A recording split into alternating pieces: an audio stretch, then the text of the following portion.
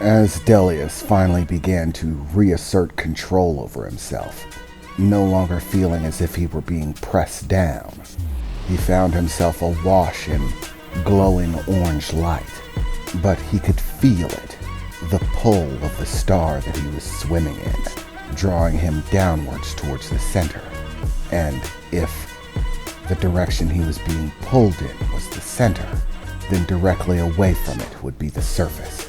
As Delius began to move, darting away from the pull that attempted to drag him down, he eventually found himself bursting through the surface level, exploding out of a wash of red that burst out around him as he peeked to the surface, flying just away from it for a moment before it began to pull him back down.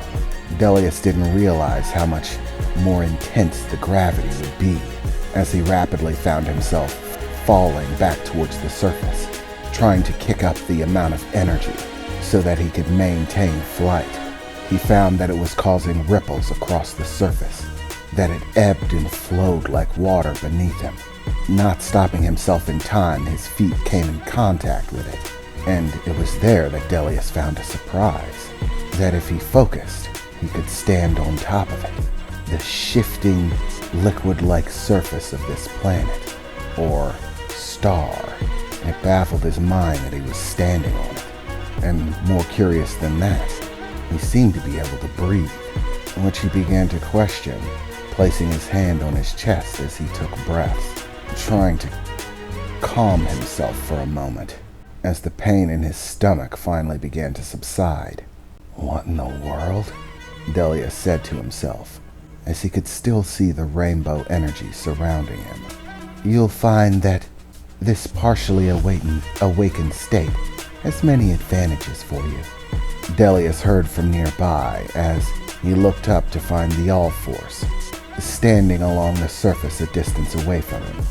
"In this awakened state, you no longer need to hold your breath in environments that have no air. You are surrounded by the energies that make all life in the universe possible, that make existence itself possible.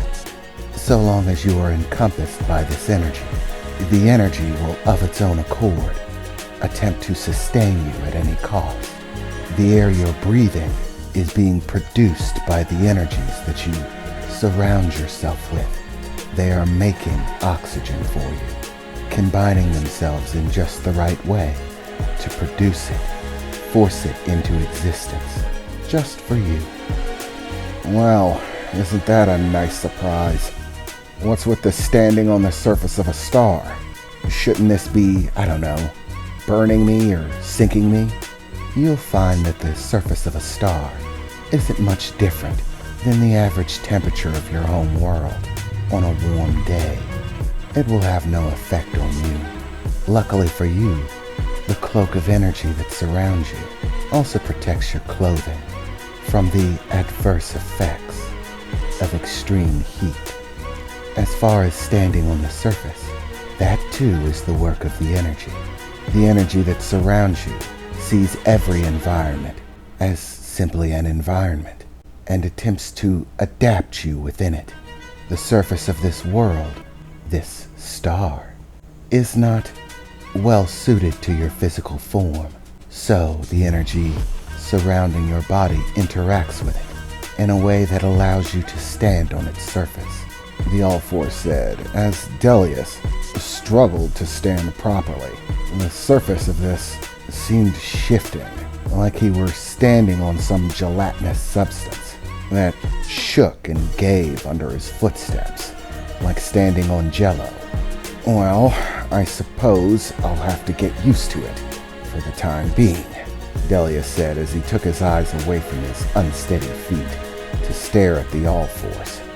"Okay, round 3, Delius said as he forced himself forward, a wave of orange energy from the star that he propelled himself from, kicking itself into the air like a tidal wave as he rushed at the All-Force, and their battle recommenced, clashing on the surface of the star, flying across it at breakneck speeds, each of their impacts sending ripples across the surface of this star like throwing stones in a lake.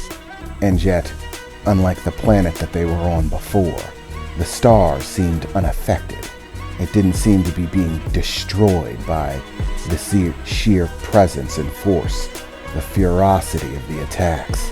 As you can see, this environment is much more durable to the scale of battle we are now waging. "Well, that's nice," Delius exclaimed as he threw another round of punches and kicks, the All-Force dodging or blocking every one of them.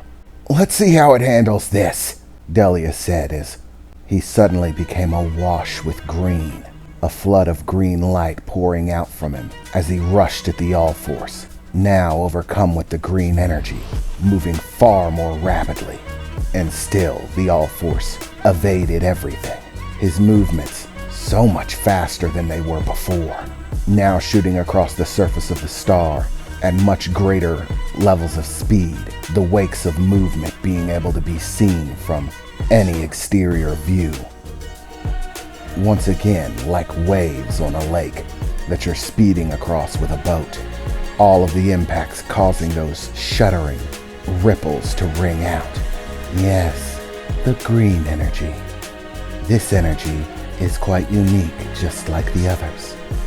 Its most elemental affiliation is with nature, the force of life that causes plants to spring to be. Spiritually, it is most connected to, unsurprisingly, growth and development, the soul of one who continues to learn and grow with the experiences around them, who goes stronger after every confrontation, every challenge, only making them grow further. Mentally, it is connected with proactiveness, activity, the will of one who moves forward, always. When manifested, it can have many abilities. For you, Delius, in this use, it allows you to surmount the barriers of speed. Normally, the universe can only tolerate something moving oh so fast before it attempts to waylay it. The barrier between energy and matter giving way as it tries to force your body to become energy, thus presses limitations on your overall speed. The green energy shields you from this, like the ships that travel faster than the speed of light. It creates a barrier that allows you to exceed that limitation. No longer will your body slow itself for fear of breaking down. Protected by the field of green energy, you may move as fast as you wish, as fast as you can handle, or as you can manage.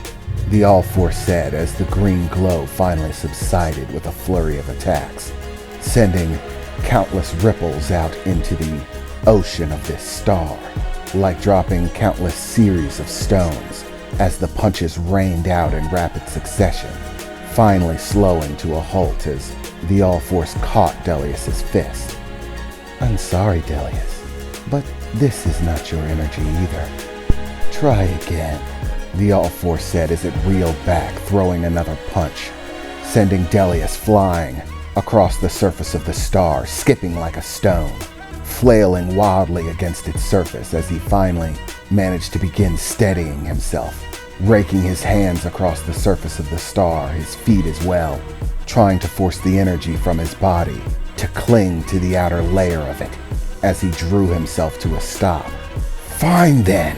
Next up," Delius said as he stood to his feet, suddenly being encompassed by the blue energy, summoning it up in overwhelming amounts as surges of blue lightning began to propel themselves in all directions from his body, and he forced his hands forward, a massive bolt of blue lightning, 100 times the size of Delius's body, propelled forward, like an enormous snake of electricity, shooting across the surface of the star, its blue light seeming to even cast a shadow on the star itself, as it propelled itself outwards towards the All-Force, smashing into him as he held his hand out, the surges of power ringing out, arcing into the surface of the star, in massive arcs, hundreds of feet across every one of them, beating down into the star, causing their own explosive ripples in its form.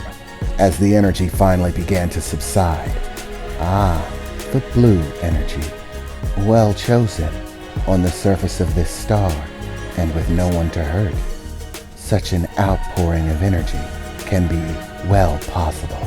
If you were on a planet, that sort of attack would have electrified every living being on it, bringing an end to whatever race existed there.